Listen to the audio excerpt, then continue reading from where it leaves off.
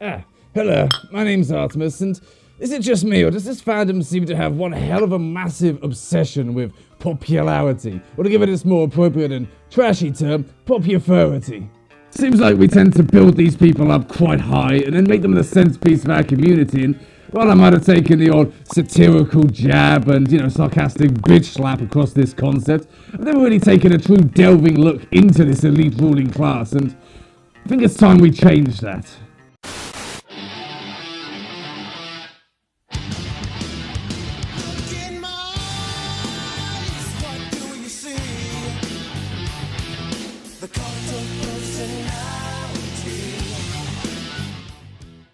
In this fandom, we seem to hold Popufurs to such a high standard and follow them so vehemently, definition there just in case you don't know that word, that it can in many ways encroach a little bit on the whole idea of being a cult. These creators, these suitors, these people are in fact just that, people, and we hold them as if they are massive celebrities in our own little closed-off world, when in fact, outside of that world, they're just as well known as anybody else. But I mean, why would we do that? What purpose has it served to put these people into that position of power? And in fact, now that I think about it, what exactly could you classify as a real popufur?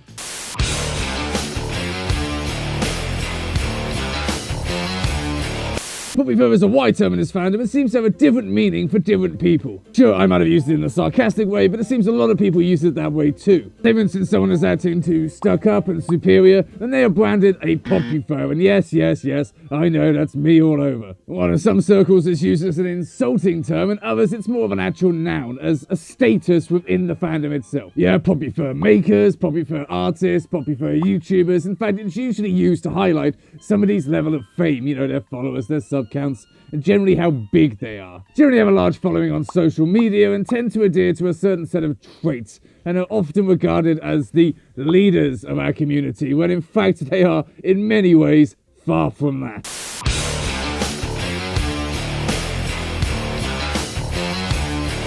And herein lies the question. How did the popufurs get to where they are? And more importantly, why? And for that we're going to have to look a little deeper. First theory is that they are social capitalists. Now, what do I mean by that? Well, in very basic terms, social capitalism says that the more social capital you have, so, resources, in this instance, followers, subscribers, all that BS, the better off you are and the more important you are. This can also link in with conflict theory, whereby you can exert a level of control over the community using those resources and can actually have power over who else gets to rise to that level. Does that make sense? It felt like some of you didn't quite get it. So how does this apply? Well, popufurs are measured by their friends, their followings, their sub-counts, all of their Twitter followers, all of that. And also the people that they keep, how they got there, more importantly. See, they rise to fame by gaining these things, this social capital, these resources, if you will. And that can be done a lot of different ways, by befriending those who have those resources and they will help you attain your own, by making quality content and gaining them the natural way, by being naturally charismatic, a sort of person that people will like and will flock to, by being good friends in general, by going to a lot of conventions, for instance, where everybody can meet you. And there's other ways, like by holding raffles and fursuit raffles. That always helps increase followers, or just plain buying them. We do live in an age where there are websites solely focused at giving you subscribers, used mostly for advertisers and whatnot. I'm not going to throw any names about and say that happened. You see, one good way of doing it, and I'm not saying other people do it, but one good way to gain their social capital is by buddying up to those who give it out. Like, if you have a moderate following and you have a friend who has a high following, then you're more likely to have a leeching effect, almost. Like, you're there for the splash damage. They're getting all the fame, but you're there by association, so you kind of catch some of it as well. And then before you know it, your friends, all of your friends, are all at the same level. You become this elite ruling class. You are the ones that seem to have the keys to the gates of the furry fandom. You can decide what is and what isn't good.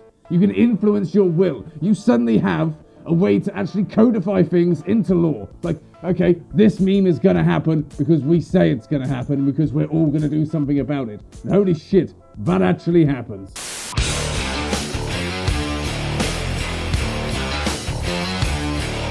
And this is where things get a little bit weirder. So when they gain all of these resources, they start to transcend from who they actually were as a singular person and become more like an idea, a brand, maybe, if you will, a character. something that people will fall in love with and stick by, something they will defend blindly. This is also where things can get a little bit dangerous. You see, one of the most potent and powerful weapons you can use in this furry fandom is preying on that sense of belonging. All of us are desperate to belong here. We all want to be part of some larger community, a part of the fandom. It's why the old adage of "it's one big happy family" is so strong and hard to shake. Quite frankly, it's something that we want to believe in. It's something that we find comfort in thinking is actually true.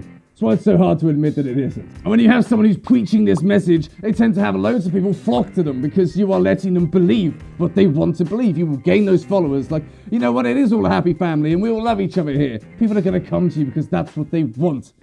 And then things get dicey. You see, when you have this level of power, you can have some very wrong ideas. You can have some very extreme opinions, I should probably say, because what's right and wrong anyway? And you can share and express those. And because these people are so invested in you, so invested in your concepts, that you can get away with pretty much doing and saying what you want. And you can be justified in doing it because your fans will help shout other people down. They will justify it and rationalize it for you. You see it all the time, an argument starts, all the little fanboys perk up, and suddenly it becomes a true fight when it didn't ever really need to be. It's because when somebody is attacking, or maybe even just having a slight conflict with one of these popufurs, you're not attacking a person, you're not attacking a creator, you're attacking an idea, something that a lot of people hold a lot of stock in. And if they like to feel comfort from being a part of this idea, you are goddamn right they're going to see it as an attack on themselves when you go near them. And it's not just an outward thing either. One of the problems you can face when having all of these loyal fans is that you become blind to criticism. I mean, why face the hard truth that there are some things you need to improve on and some things that aren't working when you've got an army of people who will enable anything you want to do? And when you have an army of yes men happy to cover up any fuck up and explain it away for you, then why would you ever need to improve anyway, right? This is where they enter an age of stagnation. Nothing improves, nothing changes, because why would it need to? You found what works, you're sticking with it. And again, if they were to have said extreme ideas or things that probably wouldn't benefit the society, then how can anybody ever hope to counter them with some common sense? Like seriously, if any of these people did do anything extreme or slightly bad, how could anybody ever hope to stand up and go, that's actually not a good thing, that's not right, when it was literally an army of the fanboys ready to die on this hill of defending their popufur overlord. This is the important thing to remember though, none of this is ever usually done with a malicious intent or even consciously. Like, it's very easy to fall into this behavior pattern because it is human. We are all human. I mean, you are all human. Dogs don't do this bullshit. We know our place. Well, it's above the humans, but this is something that you find everywhere. It's not inherently just born in our community, it's just a people problem. And it's not even something where they are setting out to do this. It just happens. So calm your tits, don't worry, they're not like targeted and attacking everybody, it's fine. Well, I mean, it's not fine, but it is what it is.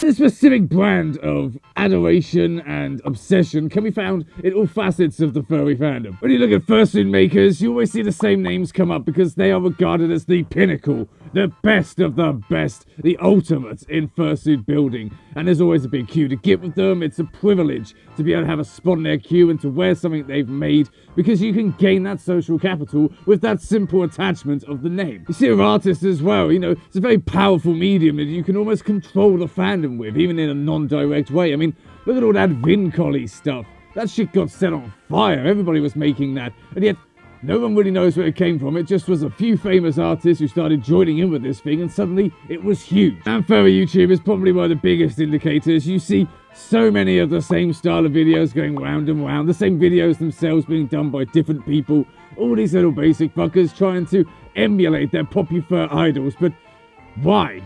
Why is it that we see so much of the same content around on YouTube?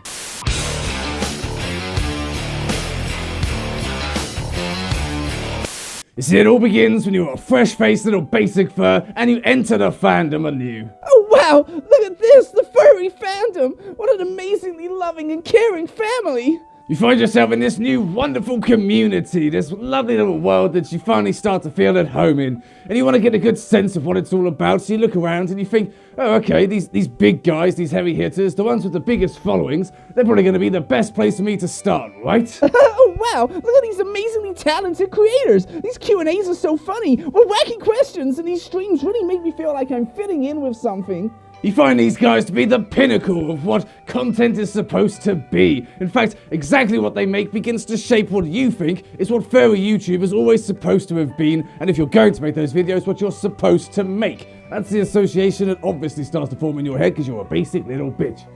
And then, of course, you want to fit in with this community. It's why you turned up. You want to be part of the family. You want to really, truly settle in there with everybody else, and what better way to do that than conforming to the norms? I sure hope people love my colourful husky wolf hybrid. It's interesting called hugs, snugs, and cuddles.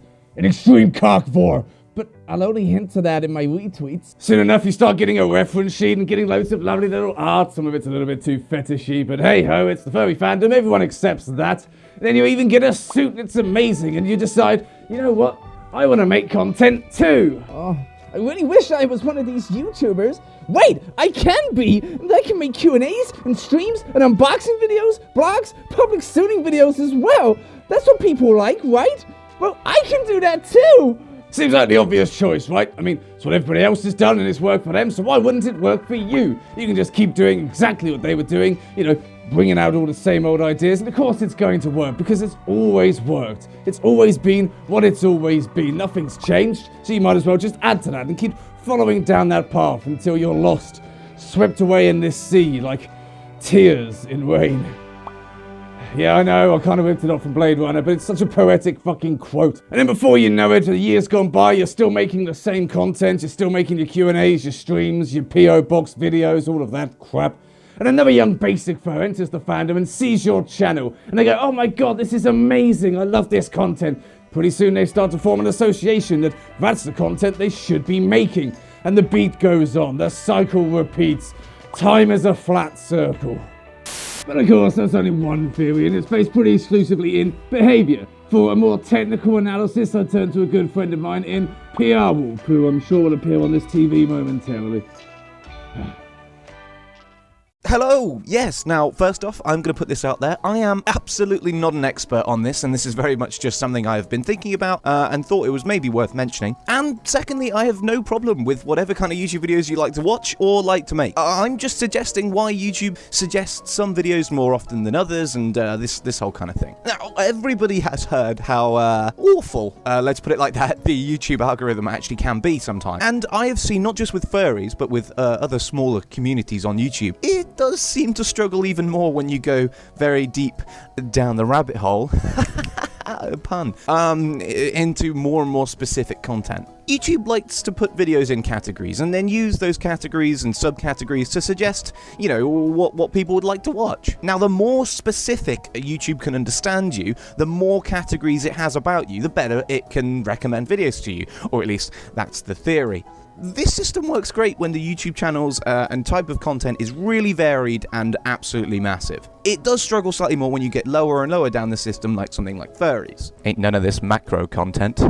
I don't really think that YouTube has that great an understanding down at this low level of all the different varied categories of furry. I think as far as YouTube's really concerned, all of furry is just sort of grouped together in one big homogenous blob, and when categories fail to help filter channels on YouTube, it kind of then just goes by view count, like to dislike ratio, stuff like this. And because of that, you're just going to see the same larger channels pop up again and again in the suggested and in the recommended and get more views. And, you know, it's a snowball effect. And then when people think, what content can I make? Because no one's watching what I'm doing, they look at these videos that YouTube themselves are almost pushing and recommending and saying, no, hey, if you're in the category of furry, this is what people are looking for. A lot of people will see that and they'll go, okay, I'll do that too. Now, like I said, I have no problem with this. I mean, you make or you watch whatever you want. You see, I don't think YouTube really understands furries. So nothing new there, right? So in that case, it just recommends the same videos because they're the ones that get views, and as far as it's concerned, that means it's succeeding. But anyway, this might have made no sense and been rambly. It's been a while since I've made a video. And yeah, my only real conclusion of this is the YouTube algorithm isn't great, so it's not like I'm making any new original ideas either. Oh, God. Right, back to Artemis. Of course, this is only a couple of ways that this little phenomena could have come about, but damn if we didn't make our theory sound convincing. So, we've seen what a poppy fur is, how they got there, why they got there, why they stayed there, even why the same sort of shit appears on YouTube all the time, but ultimately, what does it all mean? And why does it matter?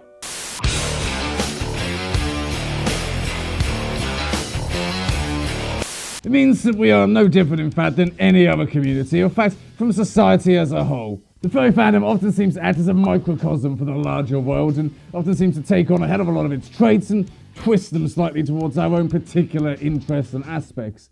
Does it mean that this is inherently a bad thing? No. Does it mean that we are inherently worse?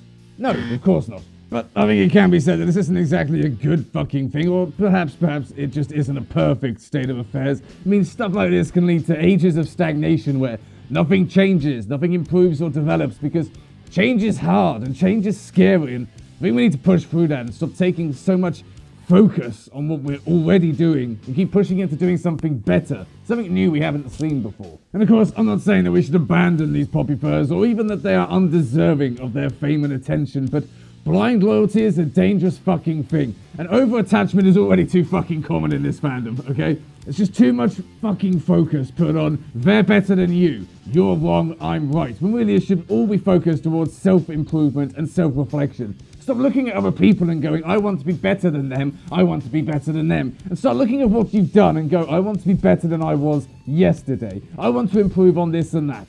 Because that's the only way you're ever actually going to mean something and have a purpose. If you keep trying to be better than someone, you will always find someone who is better than you. It doesn't end, okay? There's always a bigger fish. I hope that all made sense, and I look forward to the uneducated, unwashed filth of furry YouTube getting totally triggered by the fact that they haven't fully absorbed the meaning of this video, and that they think I'm just taking shots at their poppy fur idols, which, well, that'll pretty much prove my point, won't it? Which is, oh so satisfying.